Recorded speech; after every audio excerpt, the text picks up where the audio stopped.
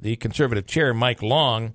I'll read just a few. He says the Conservative Party is is an albatross for Republicans, basically too far to the right, which will disallow them from being elected, taking aim directly at the party chair, Mike Long, calling him a caveman, a Neanderthal, and a waste of human oxygen. Mike Long is on the air now. Good morning, Michael.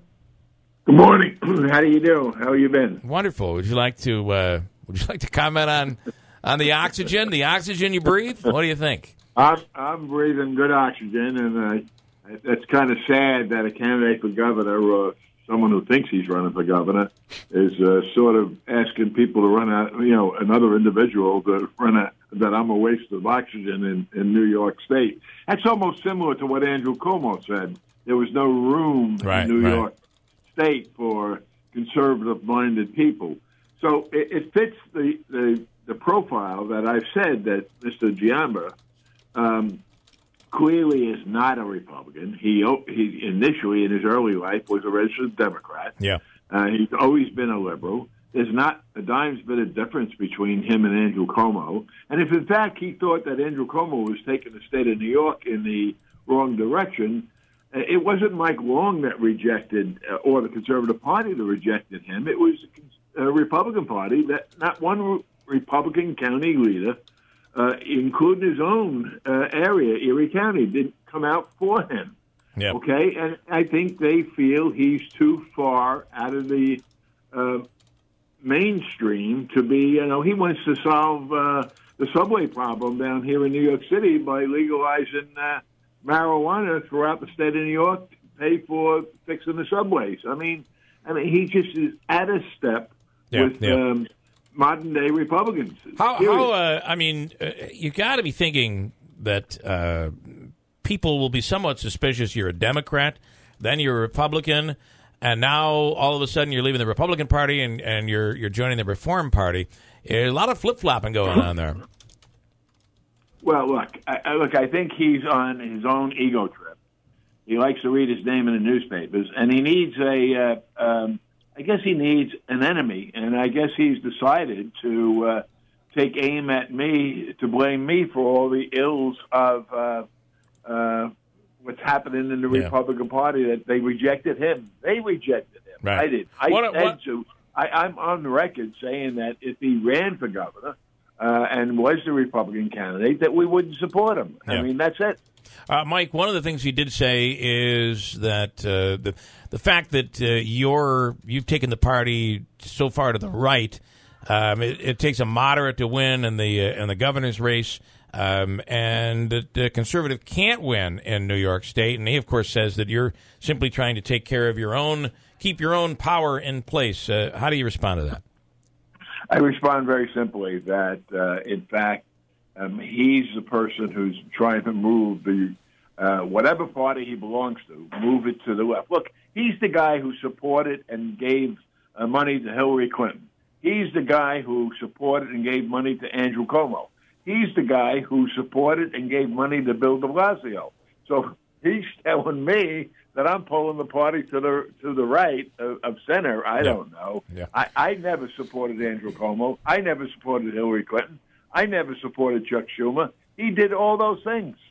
Let me ask you a back on the pot question.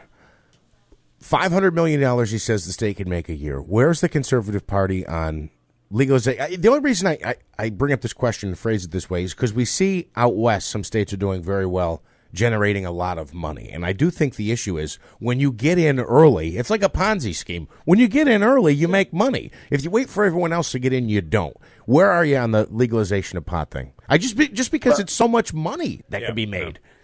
Well, first of all, let me start with saying that right now, marijuana is an illegal substance.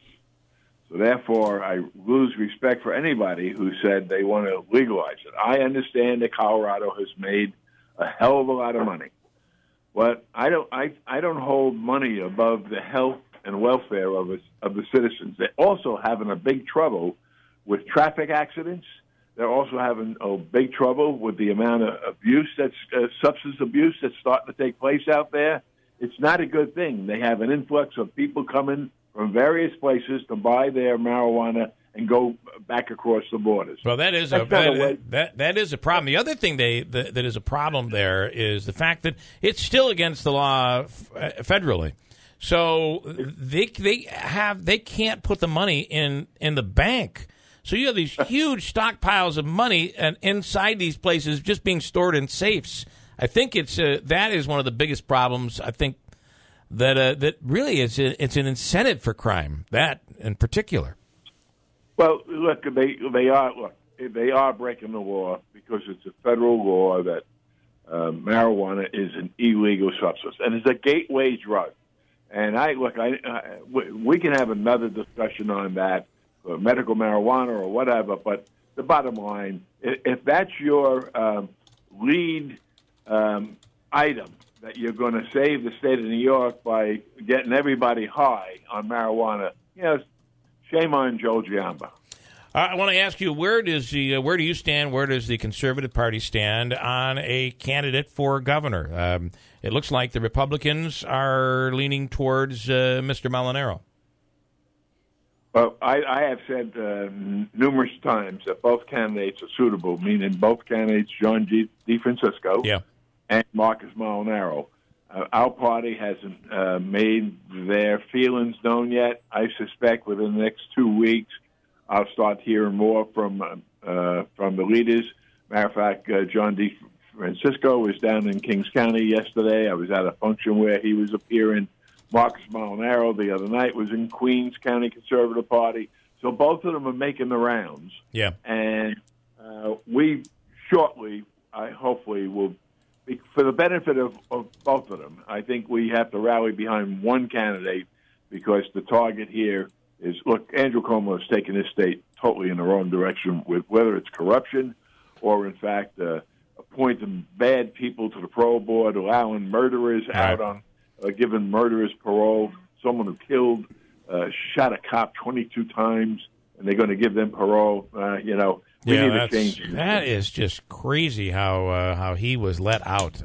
That's just a crazy story. You have Molinaro, who seems to be the favorite of Republicans. If you had to choose between the two, play with me here. No, I'm not going to play that one. Okay. I truly mean both of them are acceptable. Yeah. I want to hear from my leaders.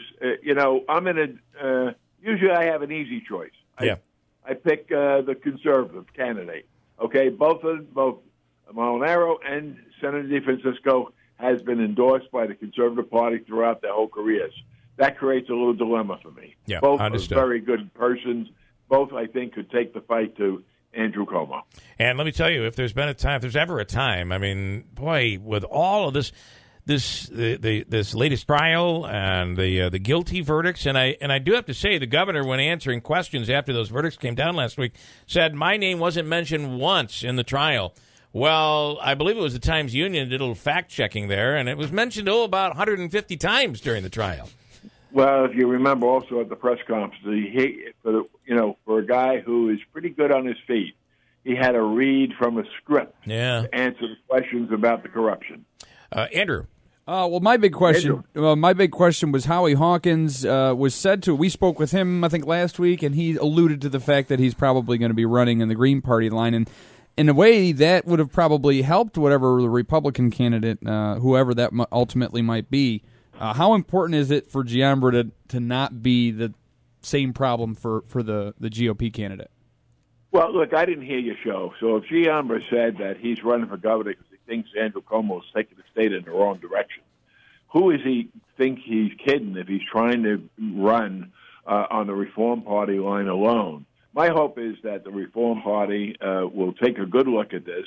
I know Curtis Lewa. He's the head of the Reform Party. I know he doesn't like Andrew Cuomo. My hope is that he would take a good look at this, and this may be the last best chance to take Andrew Cuomo down and give New York State a chance. Look, upstate is, I don't need to tell you, in a dire need of revitalization, and we need job growth. We need industry moving back into the state, and we're not going to get that with Andrew Cuomo.